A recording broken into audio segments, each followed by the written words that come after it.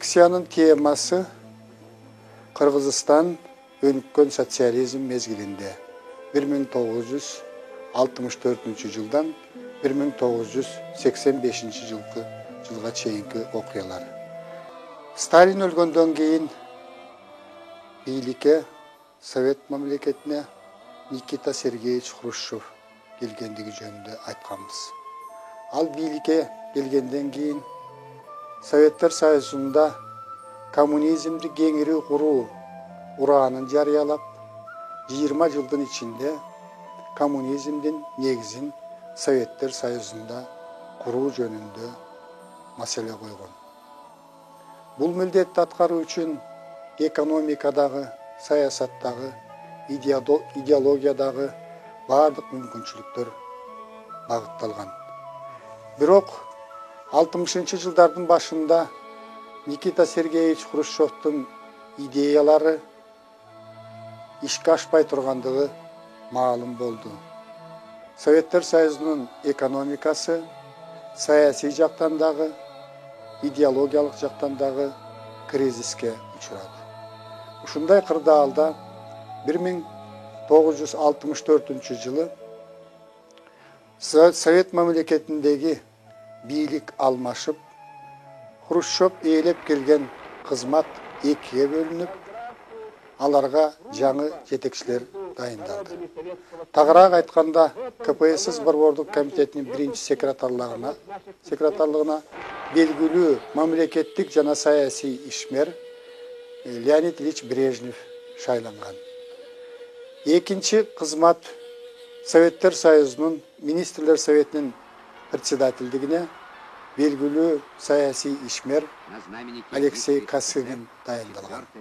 Ошентип советтик мамлекеттик жетекчиликке, партиялык жетекчиликке жаңы адамдар келген. Ушул мезгилден тартып Советтер Союзунда партиянын бийлиги мурдагыдан дагы чыңдалган. Партия Совет мамлекетинин бардык сферасын, бардык багыттарын өзү жетекчиликке алган. Кыргызстанда болсо 1961 жылы эле партиянын жогорку бийлиги Турдакун Усубалиевдин колуна өткөн. Ошол мезгилде республикалык партиялык комитеттердин абалы өз алдынчалыгы жок болгон. КПССтин съездеринин, пленумдарынын, конференциялардын чечимдерин гана Кыргызстанда бөлөк республикаларда так аткарууга милдеттүү болгон. Албетте ошол КПССтин жетекчилеринин тилин таап иштөө, ошону менен катар эле Кыргызстандын кызыкчылыгын колдоо, көздөө, Кыргызстандын экономикасынын өнүгүшү үчүн, саясий, социалдык жана маданий жактан өнүгүшүнө кам көрүү ошол мезгилдеги республиканын жетекчилиги үчүн кыйынга турган. Турдакун Усубалиев өзүнүн жөндөмдүүлүгү менен КПСС Борбордук комитетинин 4 секретары менен чогуу иштешкен. Ошолордун ар биринин Брежневдин дагы, анын ордуна келген Андроповдун, анын ордуна келген Черненконун тилин таап, алар менен чогуу иштешкен. Кыскасын айтканда, 25 жылча Кыргызстанды жетектеген Турдакун Усубалиев өзүнүн жөндөмдүүлүгү менен Кыргызстандын экономикасын, маданиятын жана социалдык турмушун көтөрүүгө бир топ салымды кошкон. Республикалык башкаруунун бардык жактары Москва тарабынан тескелген. Ошол республикалык партия комитетинин экинчи, үчүнчү секретарлары, ал тургай бөлүм башчылары, чоң областтын жетекчилери, чоң ишканалардын жетекчилеринин бардыгы тең Москванын макулдугу болмоюнча бекитилген эмес. Мына ушундай кырдаалда СССРдагы закон чыгаруучу закон кабыл алуучу жогорку орган деп эсептелген советтердин ролу жогорулаанын ордуна кайра төмөндөп кеткен. Советтердин ролу жогорулаган эмес. Союзда дагы, республикаларда дагы жогорку совет, анын президиуму негизинен өзүнө баш ийген министрликтер менен ведомстволордун, өзүнө баш ийген областтык, райондук советтердин отчетторун угуу менен алек болгон. Мына ушундай кырдаалда Кыргызстанда Кыргыз ССРнын жогорку советинин президиумунун төрагасы болуп, көп жылдары белгилүү мамлекеттик советтик ишмер Төрөбай Кулатов иштеген. Ал Кыргызстандын бул органын 1945 жылдан 1978 жылга чейин жетектеген. Бул киши өзүнүн жөндөмдүүлүгү менен республиканын экономикасын көтөрүүгө, республиканын башка сфераларын жогорулатууга салым кошкон. Бул адамдын Кыргыз Республикасы үчүн сиңирген эмгегин ар дайым баалоого милдеттүүбүз. КПССтин коомдогу ролун жогорулатуу үчүн 1977 жылы 7 октябрда СССРдын конституциясына өзгөртүүлөр киргизилген. А дегенде советтик коомдо, коомчулуктун арасында бул өзгөртүү жөнүндөгү сунушту талкуу жүргүзүлгөн. Албетте ал мезгилде талкуу кандай болгондугу белгилүү. КПССтин бийлигин чыңдоо үчүн бардык жерлерде өткөрүлгөн чогулуштар аны жактап чыккан. Натыйжада СССРдын конституциясына КПСС совет коомунун жетектөөчү жана багыттоочу күчү, СССРдын саясий системасынын жана мамлекеттик коомдук уюмдардын ядросу деген жаңы өзгөртүү киргизилген. Ушундан кийин Советтер Союзунда толук бойдон КПССтин диктатурасы орногон деп айтсак болот. Формалдуу түрдө коомдук уюмдар да болгон. Коомдук уюмдардын ичинде профсоюздук уюмдар, комсомол уюму, жаштардын уюму, чыгармачыл адамдардын уюму, ар кандай кызыкчылык менен баш кошкон адамдардын коомдору иштеген.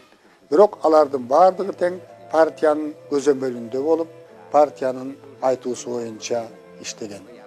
1960 жылдары Кыргызстандагы башкаруучу жана тескөөчү жогорку орган болуп эсептелген Кыргыз ССРнын министрлер совети Кыргызстандын коомдук турмушун өстүрүүгө, экономикасын жана маданиятын көтөрүүгө бир топ салымдарды кошкон. Бирок алардын ишинин бардыгы тең КПССтин партиялык органдардын көзөмөлүндө болгон. Ошого карабастан Кыргызстандын министрлер советин жетектеген Сүйөркулов, Абды, Болот Мамбетов, Акматкул Сүйүнбаев, Султан Ибраимов, Арстанбек Дүйшөев өңдүү элдин ичинен чыккан таланттуу жетекчилер Кыргызстандын экономикасын көтөрүүгө, бул абройлуу органды жетектөөгө өздөрүнүн көптөгөн салымдарын кошкон. Өнүккөн социализм мезгилинде Кыргызстандын экономикасы дагы жогорулаган. Өнөр жайы, айыл чарбасын, эл чарбасын жетектөө үчүн 1963 жылы Орта Азия эл чарба совети түзүлгөндүгү белгилүү. Ошондо бийлик, башкаруу борбордоштурулуп кеткен. Мына ошондогу кемчиликтерди жоюу үчүн 1965 жылы эл чарба совети жоюлуп, анын ордунда мурдагыдай министрлердин кабинети түзүлүп, тармактык министрликтер башкара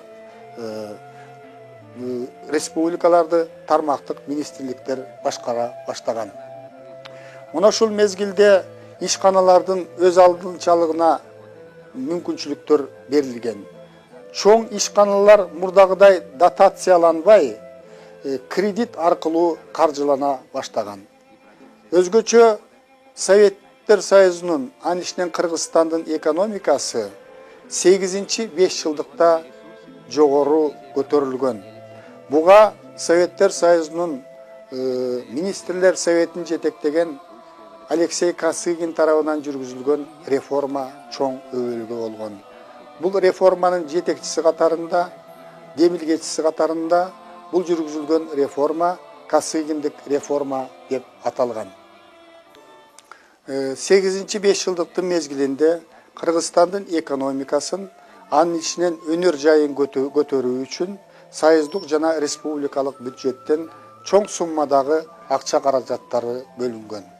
Ушунун натыйжасында 1965-85 жылдардын аралыгында Кыргызстандын улуттук кирешеси 2,7 эсеге, өнөр жай продукциясы 4,4 эсеге, машина куруу жана металл иштетүү 8 эсеге, электр энергиясын өндүрүү 5 эсеге өскөн. Бул өнүккөн социализм мезгилиндеги Кыргызстандын экономикасынын өнүгүшүнүн чоң көрсөткүчтөрү. Өнүккөн социализм мезгилинде Кыргызстанда 150ден ашык жаңы типтеги завод менен фабрикалар ишке киргизилген. Кыргызстандын дүң продукциясында, республикалык дүң продукциясында өнөр жайдын үлүшү 60%ке көтөрүлгөн. Ошентип Кыргызстан индустриалдуу агрардык республикага айланган. Кыргызстанда түстүү металлургия, машина куруу, физикалык приборлорду чыгаруу, курулуш индустриясы өзгөчө жакшы өнүккөн. Ушу өнүккөн социализм мезгилинде Кыргызстанда бир катар ГЭСтер курулуп, Кыргызстандын күчтүү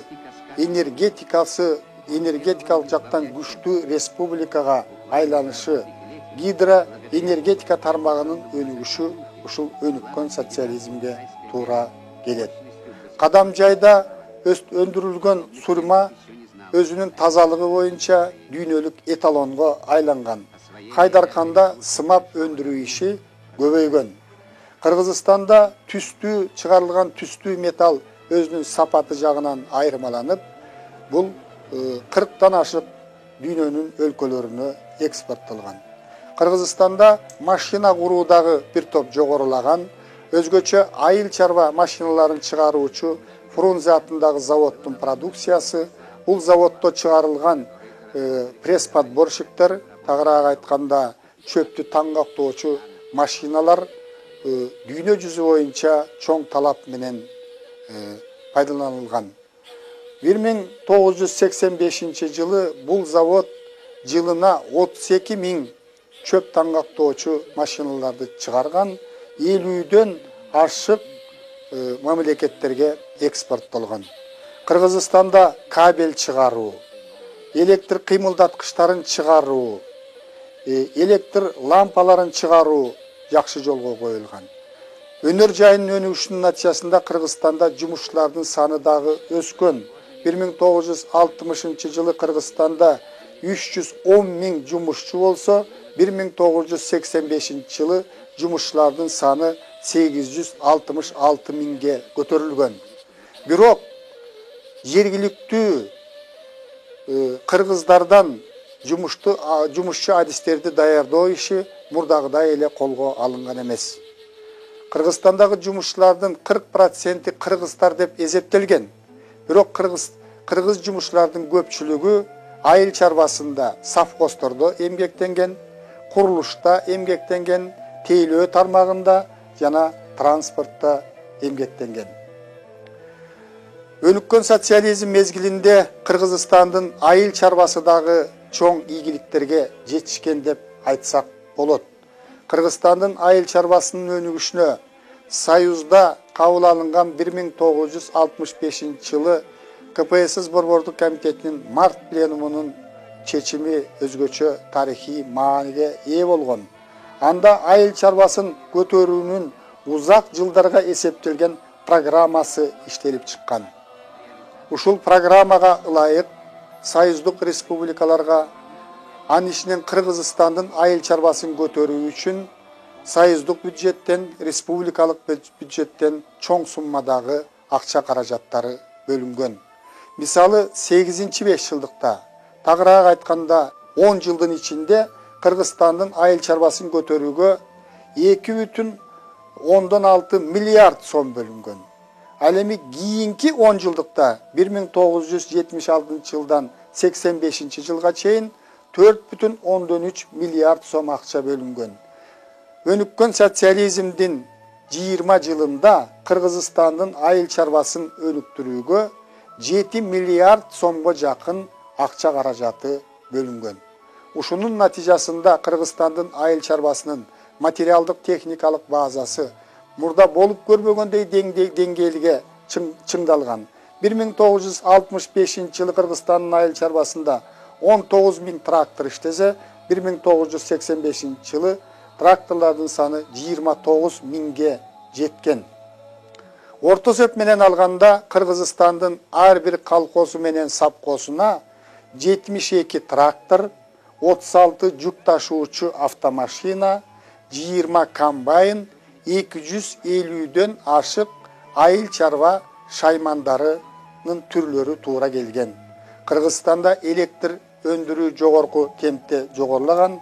20 жылдын ичинде Кыргызстанда электр энергиясын өндүрүү 6 эсе жогорлаган.